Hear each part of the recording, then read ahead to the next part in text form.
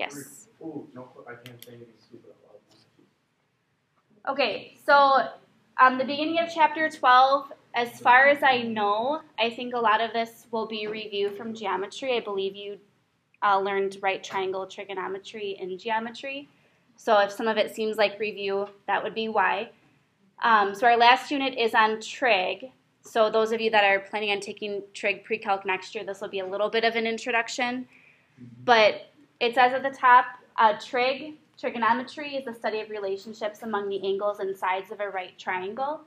A trig ratio compares the side lengths of a right triangle, and a trig function has a rule given by a trig ratio. So you will see this a lot. The Greek letter theta is often used to represent the measure of an acute angle in a right triangle. The hypotenuse, the leg opposite the angle theta, and the leg adjacent to the angle theta are used to define the 6 trig functions. So on this triangle that you see here, I just want us to label the sides in terms of what is the hypotenuse, what is the opposite leg, and what is the adjacent leg. So the hypotenuse is always across from the right angle. So hypotenuse would be the side AB in this case. And then in terms of which leg is the opposite and adjacent, it depends on where your angle is. So in terms of the angle, the leg opposite is the side that is opposite or across from the angle. So in this case, AC would be the opposite leg. And then the adjacent in math means next to, so it would be obviously the leg that is left, but the side that is next to the angle or helping create the angle that isn't the hypotenuse. So in this case, BC would be the adjacent leg. So again, the opposite and adjacent could switch depending on where your theta is. If theta was here at angle A, our opposite and adjacent would be switched. But in this box here are the 6 trig functions. And these are labeled here in terms of the ratio with respect to the opposite side, the adjacent side, and then the hypotenuse. So we have sine of theta. So you can see the notation that we use as well as what's bolded in parentheses is actually the name of that trig function. So we have sine of theta, and that ratio is always the opposite side over the hypotenuse. Cosine of theta is always the adjacent side over the hypotenuse. And then tangent of theta is always the opposite side over the adjacent side. And then these 3 that are in the second column are the reciprocal functions.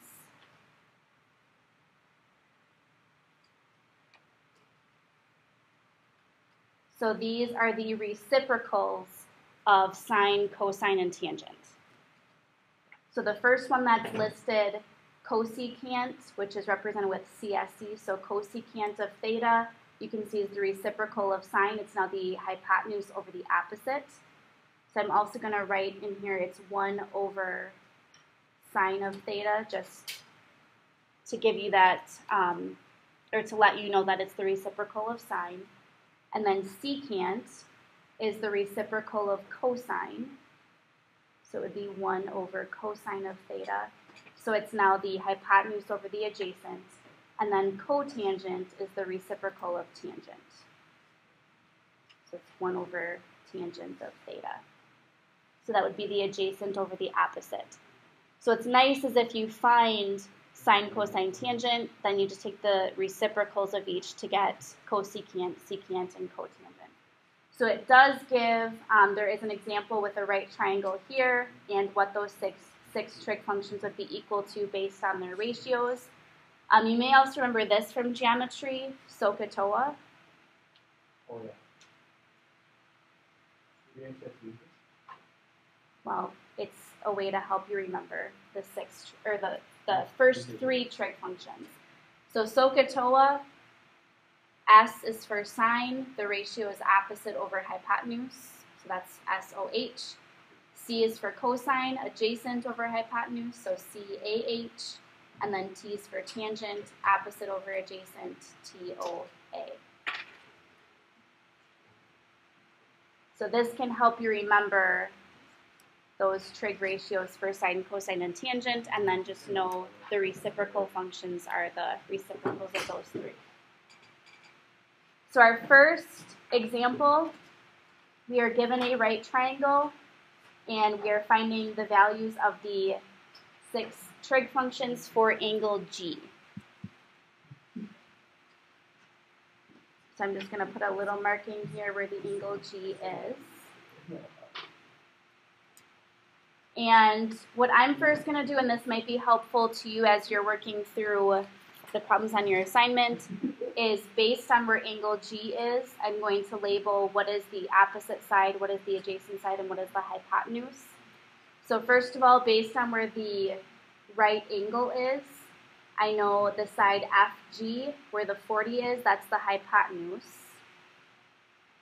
It's across from the right angle. And then where angle G is, going across from angle G, which would be side FH, the 24, that would be the opposite side, leaving then GH, where the 32 is, as the adjacent side to angle G.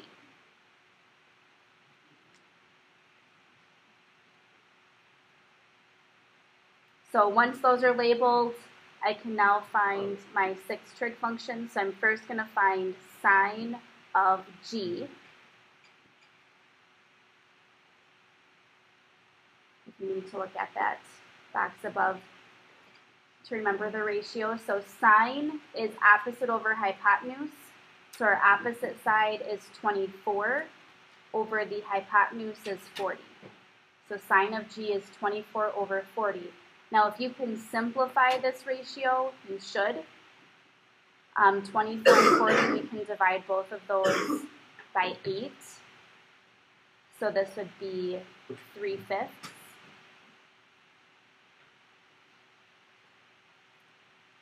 And then we can find cosine of G. And from the box above, so cosine is the ratio adjacent over hypotenuse. Our adjacent side is 32 over the hypotenuse is 40.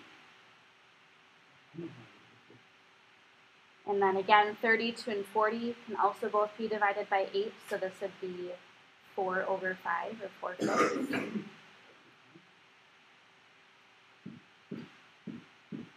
And then we can find tangent of G. And tangent is opposite over adjacent.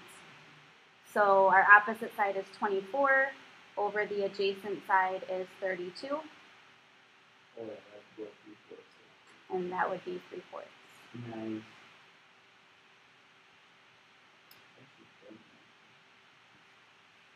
Okay, then for the other 3 trig functions, the reciprocal functions, so the first one we'll find is cosecant, so CSC of G. And that's the reciprocal of sine. So if sine of G was 3/5, cosecant of G will be 5/3. And then the next one is secant, SEC of G. Secant is the reciprocal of cosine of G, which was 4/5, so secant will be 5/4. And then the last one, cotangent, COT of G, is the reciprocal of tangent, so tangent was 3/4, cotangent is 4/3. And those are your 6 trig functions. So are there any questions on example 1? Okay. For example 2, this example is going to be similar, but it's not set up the same way. There's some setting up that you have to do. So here we're given that if tangent of some angle A is equal to 5/3, find the exact values of the 5 remaining trig functions for A. So here it may be helpful to sketch a right triangle. and label one of your angles. It won't be the right angle, so label one of your angles angle A. And then we're using tangent of A to fill in parts of our right triangle.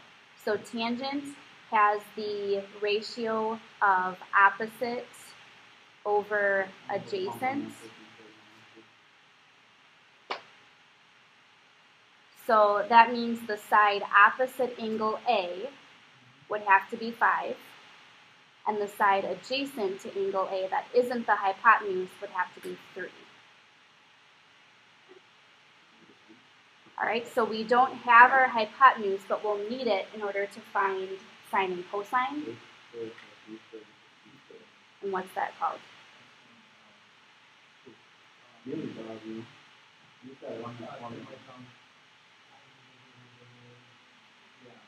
Pythagorean theorem. Yes. So A and B are your two legs. C is the hypotenuse, and it doesn't matter which leg you call A, which leg you call B. So this would be 5 squared plus 3 squared equals C squared. 5 squared plus 3 squared is 34. And then to find C, you would do the square root. And we are only dealing with the positive square root because it is the side length of a triangle, so we don't want a negative square root. You are going to leave it as exact, so don't round this as a decimal. So it would be the square root of 34. You could check it out. All right, so we need to find the 5 remaining trig functions. We already know tangent of A. So we'll find sine of A first. So I could have labeled this as well. The side length 5 is the opposite. Side length 3 was the adjacent. The square root of 34 is the hypotenuse. So sine of A is the opposite over the hypotenuse. So it would be 5 over the square root of 34. However, in math, and we did cover this, it was a while ago, you cannot leave a square root in the denominator of a fraction. That isn't simplified.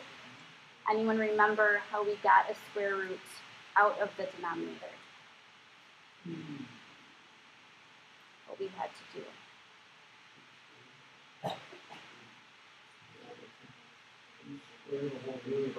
We can't square the whole thing.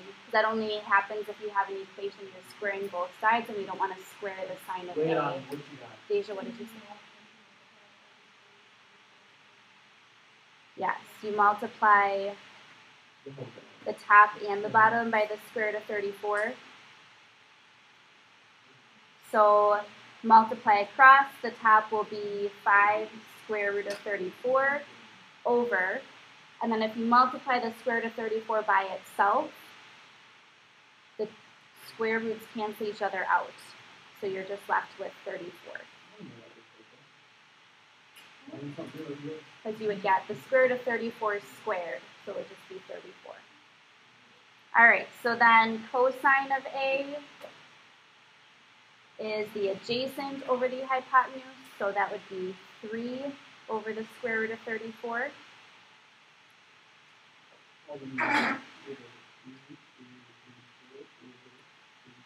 Yes, so rationalize this denominator as well, and you'd have 3 square root of 34 over 34. We don't need to run tangent now. And then I'm still going to write it down, even though we already know it, but we're going to use it to find cotangent. All right, so then the next one we would need to find is cosecant of A. Now, when you're taking the reciprocal, if you take the reciprocal of what we simplified, you're going to have a square root in the denominator again.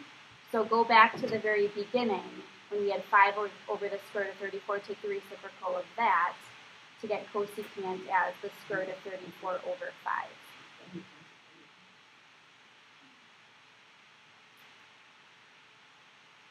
And then secant of A, the reciprocal of cosine. Again, if we go back to 3 over the square root of 34, square root of 34 over 3.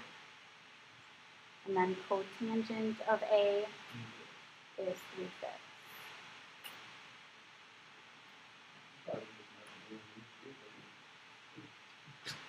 Questions on example 2?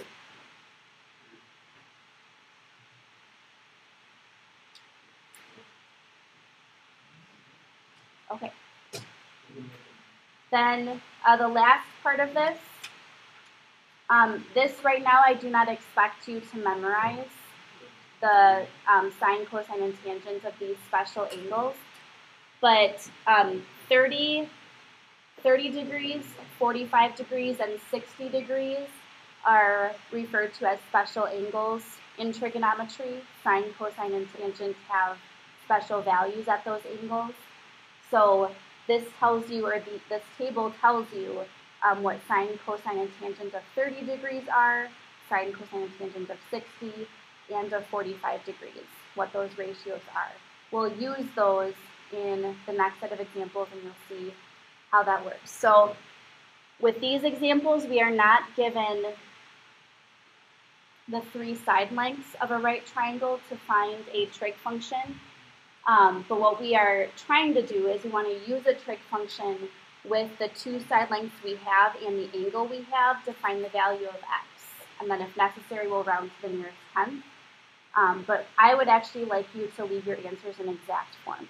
So on here, what you're going to look at is based on where the angle is.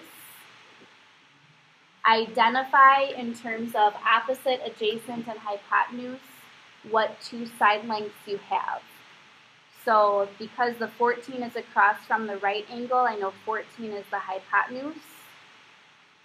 And then based on where the angle 60 is, would x be the opposite or the adjacent side? The adjacent.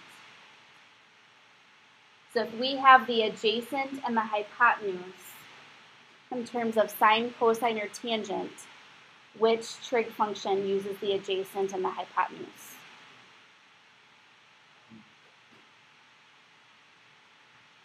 Cosine, yes. So I'm going to set this up as cosine of the angle 60 degrees. So cosine of 60 is equal to the adjacent, which is x, over the hypotenuse, 14. Now, you don't need a calculator or anything for these trig functions. That's what the table above is for. And again, I'm not expecting you to memorize this. Cosine of 60 is equal to 1/2. That's the exact value. So I can replace cosine of 60 with 1/2 and set that equal to x over 14. And now I have a proportion that I can solve for x. So again, with proportions, you multiply the diagonals, and then you set those diagonal products equal to each other. So we would have 2x is equal to 1 times 14, so 14. And then solve for x, divide by 2, x is 7.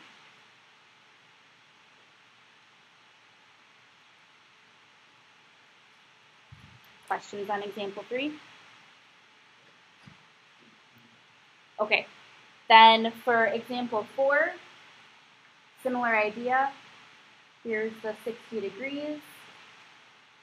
The side length 12 is across from the right angle. That's the hypotenuse. And then where the x is that opposite or adjacent to the 60 degrees. Opposite. So what trig function uses the opposite and the hypotenuse? Sine. So sine of 60 is equal to the opposite over the hypotenuse, so x over 12. And then sine of 60 from our table above is equal to the square root of 3 over 2. So we have the square root of 3 over 2 is equal to x over 12. And then we can solve for x by solving the proportion. So we would have 2 times x, so 2x equals square root of 3 times 12. And remember, because the 3 is inside of a square root and the 12 isn't, you can't multiply the 3 and the 12. It would just be written as 12 square root 3.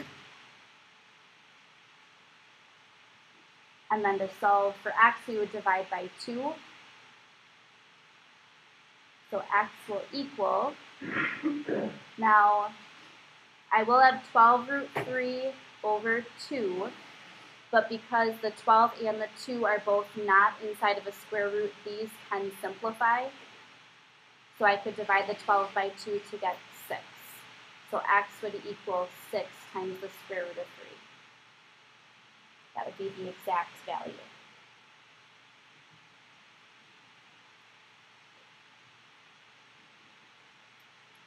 Questions on example 4? Okay.